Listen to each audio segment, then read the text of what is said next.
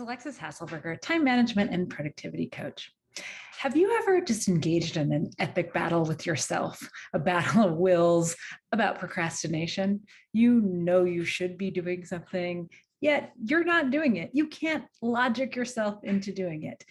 You know you have a project, it's coming up due in a couple of weeks, so you say, I still got some time.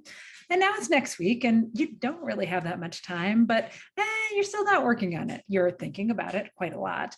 You are maybe even calculating how much time it's going to take, when you would need to get started if you start at the absolute last minute, but you haven't actually done anything. You haven't actually gotten started. Well, we procrastinate for all sorts of reasons, and it's actually really hard to logic ourselves out of procrastination, right? You can tell yourself all you want. I should just get started. I know I should get started. I should get started now. If I don't get started, bad things will happen.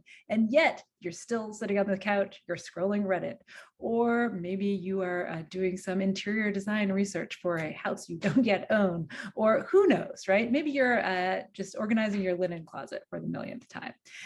But we're procrastinating, and it's really hard to talk ourselves out of it. So if this is you, if you have thought of yourself as a lifelong procrastinator, maybe it's something that really bothers you, but you've had a lot of trouble with it, I want to tell you that you are not a procrastinator. You procrastinate. It's a behavior that you do, and it's something that you can stop doing.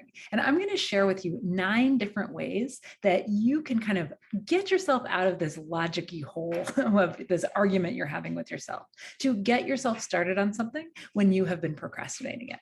So the very first technique is to break it down to get it done, which means that you want to make the very first step that you have to do to get something done so easy that you can't not do it, right? You want to make it so easy, you can't convince yourself not to do it.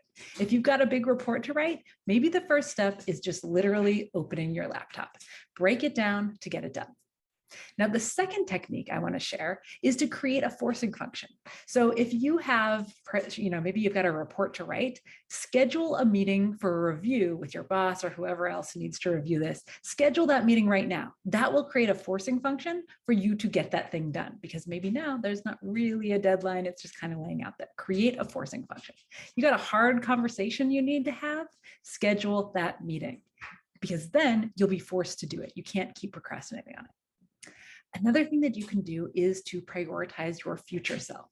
And I mean by literally asking yourself, what will tomorrow me wish I had done right now, right? How will tomorrow me feel if I get started versus how will tomorrow me feel if I sit here doing nothing?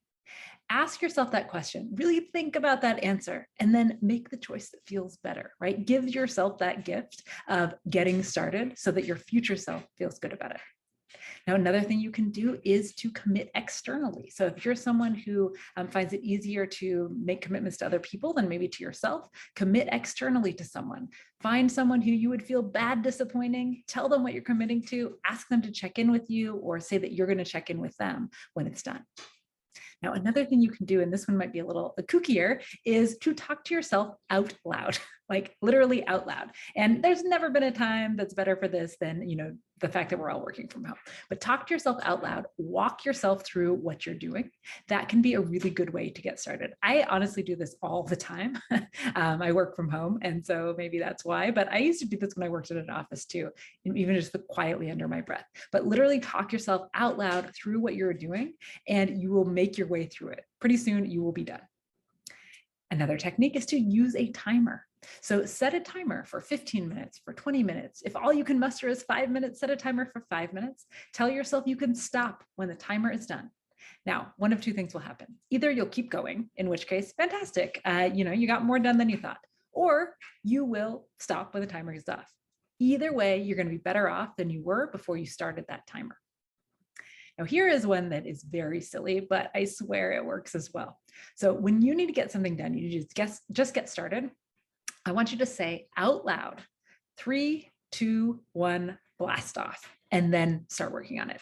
Now, why does this work? Well, one, we have been conditioned since we were children that when blast off happens, something happens. So what is sillier than saying that out loud and then getting started on something? Saying it out loud and then not actually doing anything. Now, that's just completely ridiculous, right? Another technique you can use is to plan for tomorrow today. So there are so many things that we don't want to do, where we're procrastinating on because they're not fun, right? Like we just don't want to do them. They're hard, they're difficult, they're unpleasant. And so that's why we're procrastinating. There are so many things in life that you are never going to be able to answer the question yes to, yeah, I want to do that right now, right? If I say, do you want to do your taxes? Are you ever going to say yes? No, I mean, maybe if you're an accountant, but not me, right? What's that thing that you're never going to want to say yes to? If you plan for tomorrow today, and by that, I really mean looking at your calendar, figuring out what time you have available, what you're going to do during those time slots, then you are not giving yourself that out of just deciding in the moment, what do I want to do? Because chances are it's not going to be the thing you need to do. And then lastly, I want you to just be compassionate with yourself. This is a technique as well to help you with procrastination. Procrastination, it comes with a lot of negative baggage. We feel bad about doing it. We feel bad that we can't convince ourselves not to do it. We feel bad that we've done it over and over and over for years. And so I want you to just recognize that you can't change the past, and that's okay. But what you can do is make different choices for the future. So be compassionate with yourself. Start right now and choose one of those techniques that I mentioned the next time you're feeling like you're procrastinating on something. Now, if you have got other techniques that really work well for you, no matter how wacky they are, put them in the comments. I want to see them. And if you like this kind of content, make sure to subscribe. Yes, guys, make sure to subscribe, like she said. As you can see, only 11.7% of the people watching are subscribed, so please subscribe.